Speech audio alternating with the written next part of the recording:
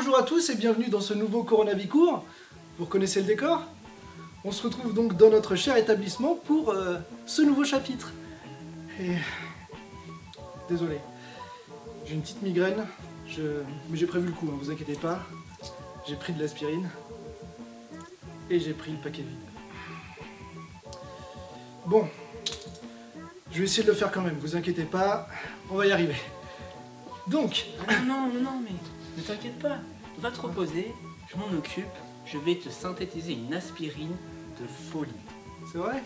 Ouais. T'es sûr de toi? T'inquiète pas, Je peux aller m'allonger? je prends les choses en main. Ouais, bon, merci.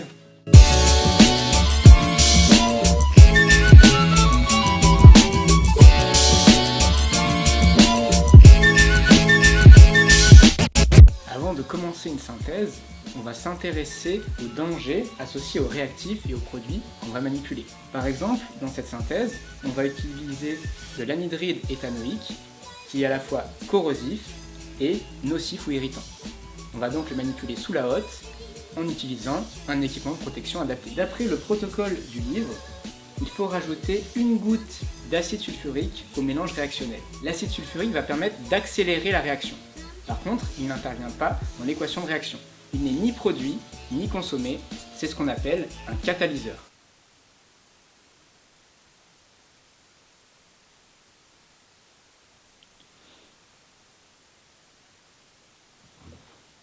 C'était une goutte, ça? C'est bon, la réaction peut commencer.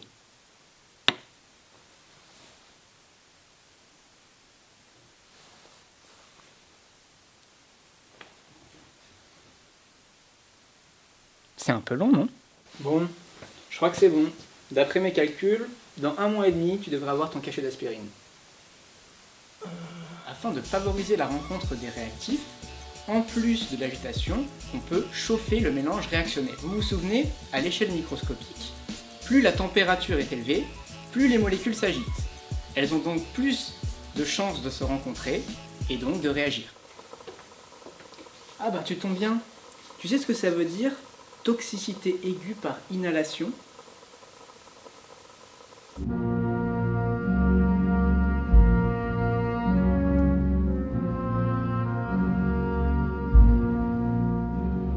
Il faut trouver un moyen pour que les produits ne s'échappent pas du mélange réactionnel.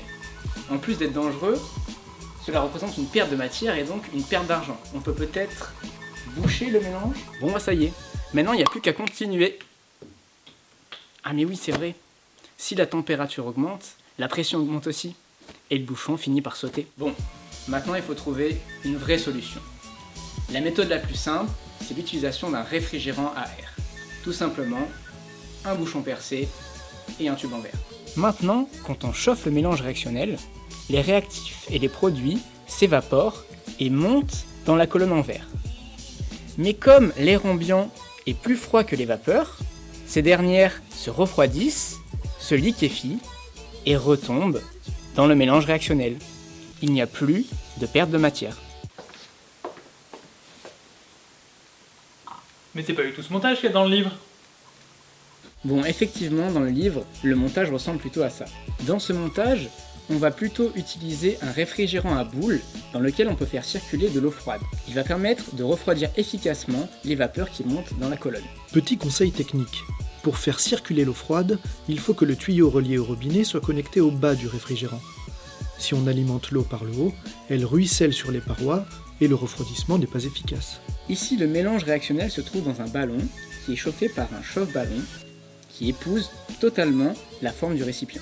On remplace le barreau par une olive aimantée qui est plus adaptée au fond rond du récipient. Dans les protocoles de synthèse, il faut respecter des durées. Pour être sûr d'arrêter le chauffage à temps, le support élévateur nous permet de séparer rapidement le ballon du chauffe-ballon. D'après le protocole, la température idéale pour la synthèse est de 60 degrés. Ce montage suffit largement. Grâce au bain-marie, on va pouvoir contrôler facilement la température du mélange. Les 15 minutes se sont écoulées. On a enlevé le chauffage en baissant le support élévateur et on l'a remplacé par de l'eau froide. Pour le moment, le mélange est à température ambiante. Il n'y a pas de trace d'aspirine. Elle est totalement dissoute à l'intérieur du mélange. Pour la faire précipiter, on va encore refroidir le milieu à l'aide de l'eau froide. Regardez-moi cette belle aspirine synthétisée. On va pouvoir aller la donner à Monsieur Bianchi pour le guérir. C'est bon, l'aspirine est prête. Si tu bois ça, ça va tout de suite aller mieux, tu vas voir. Ah. Pas de cocktail sans olive. Santé.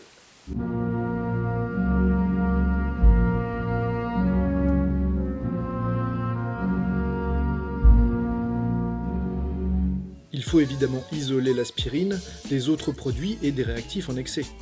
Comme l'aspirine est à l'état solide, on va déjà éliminer tous les composés liquides en faisant une filtration sous vide. Une fiole à vide est reliée ici à une pompe qui va aspirer l'air, créer une dépression dans la fiole et rendre la filtration plus rapide. Après avoir placé l'entonnoir Büchner sans oublier le joint d'étanchéité, on rajoute le papier filtre qu'on mouille pour qu'il soit bien plaqué au fond. Le montage est maintenant étanche, on peut verser notre mixture.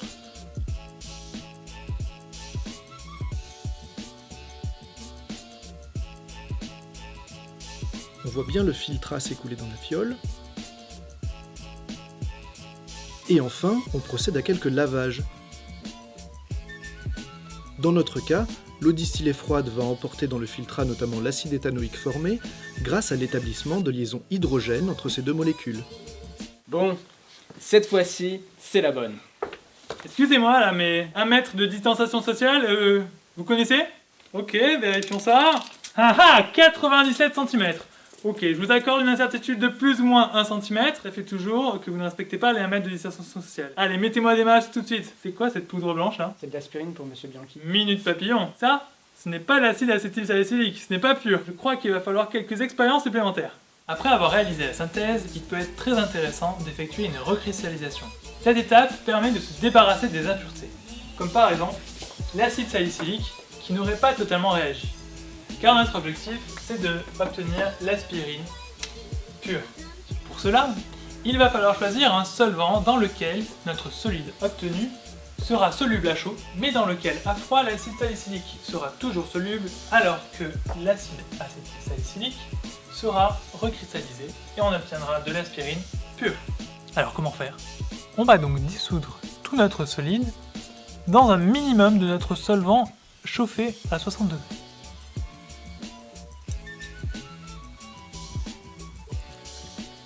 Et voilà, maintenant on le laisse tranquille, c'est aussi simple que ça. Plus on est patient en laissant le refroidissement se faire lentement à température ambiante, moins on a de chances d'emprisonner à nouveau les impuretés dans la structure cristalline. Il est là le secret de Walter White pour obtenir des cristaux purs et brillants. La patience. Et bien maîtriser sa nomenclature en chimie organique. Une fois la recristallisation terminée, on filtre sur Büchner, mais ça vous connaissez déjà, et on obtient ces beaux cristaux qui brillent. Pour calculer le rendement, il faut maintenant mesurer la masse. Mais il reste encore un petit peu de solvant à l'intérieur. Pour cela, on va devoir sécher nos cristaux à l'étuve. C'est un environnement chaud et sec, et on va le placer 1 heure. Petit aparté, si notre produit avait été liquide, cette fois-ci, on aurait utilisé une ampoule à décanter, afin de faire une extraction liquide-liquide. Mais ça, vous connaissez déjà d'un chapitre précédent. Et pour la purification, on aurait utilisé ce montage, afin de faire une distillation fractionnée. Ici, vous avez une colonne vigreux reliée à un réfrigérant droit. L'idée, c'est de séparer dans l'ordre de température d'ébullition les différents liquides du mélange homogène.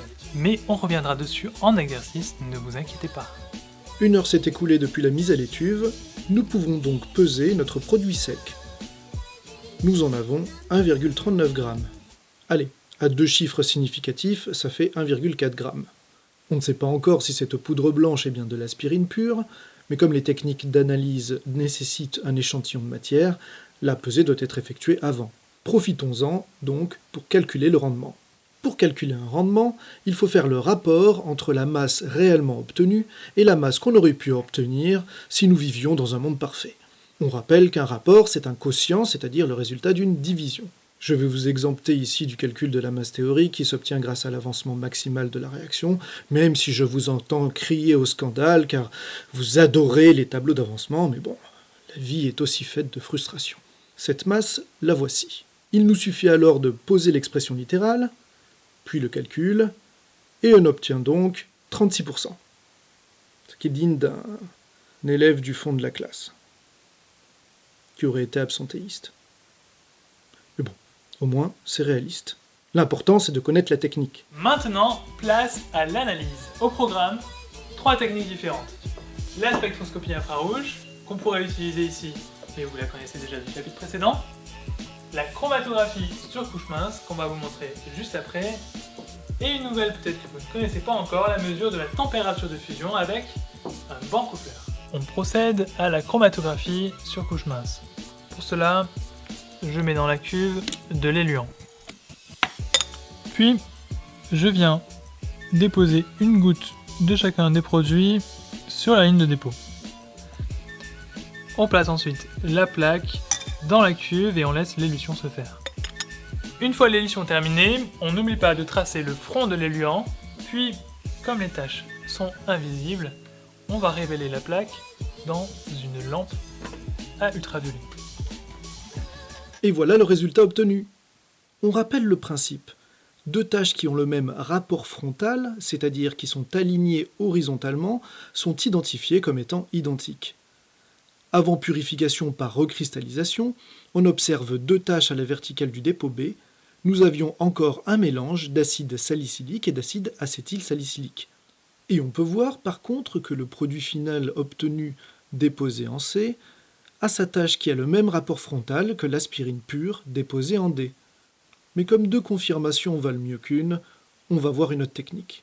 La deuxième possibilité, c'est de mesurer la température de fusion sur le bancofleur. Le principe, vous avez un gradient de température, ici du plus froid au plus chaud, sur lequel on va venir déposer un peu de notre solide. Je viens en déposer sur la zone froide, puis je décale petit à petit vers la zone chaude. On peut voir ici quelques gouttes se former. On peut voir donc que dans cette zone, nous avons encore du solide, et puis à partir de ce moment, les cristaux ont fondu. C'est donc par ici que se trouve la température de fusion. On va donc déplacer le curseur afin d'être dans la zone, et on peut voir que la température est de 135 degrés. Nous avons donc trouvé la température de fusion de l'acide acétylsalicylique, car si c'était de l'acide salicylique, nous serions à une température de 159 degrés. On a bien obtenu des cristaux purs. Alors on l'a vérifié, notre aspirine, tout va bien, elle est pure. Mais j'ai quand même hésité à la prendre, et dans le doute, j'ai quand même regardé la notice. Et déjà, il n'y a pas que le principe actif, c'est-à-dire ce qui guérit dans un médicament. Il y a aussi d'autres molécules qui permettent au corps d'assimiler le médicament, qu'on appelle les excipients. Si on prend notre produit pur là, comme ça, sans excipient, on peut courir de grands risques. Pour certains médicaments, ça peut même nous brûler ou ça peut nous faire plus de mal qu'autre chose. Ça, c'est la première conclusion. Et la deuxième conclusion, c'est qu'il y a aussi ce qu'on appelle la posologie, c'est-à-dire que, quitte à me répéter, par rapport à ce que j'ai déjà dit dans les vidéos précédentes, tout est une question de dosage. Et souvent, il faut diluer nos médicaments, puisque quelque chose à forte dose peut être un poison, alors qu'en le diluant, ça devient un remède. Donc avec toutes ces choses à prendre en compte, malheureusement, ce produit-là, je vais pas pouvoir le consommer. Puis de toute façon, mon mal de tête, il est passé. Ça fait 6 heures qu'on est au labo, j'ai eu le temps de faire une sieste. Alors, ça va mieux? Ça a marché l'aspirine? Et je l'ai pas consommé. Enfin, en l'état, c'est pas consommable. C'est super sympa, hein, mais je pense qu'au lieu de rester 6 heures au labo, aller à la pharmacie la plus proche, ça aurait été plus efficace. Honnêtement, hein. Ok, sympa. Non mais j'hallucine. Quelle ingratitude. Mais non, mais c'est gentil, mais vous êtes encore là? Y'a quelqu'un? C'était sympa, hein? Je vous offre un café?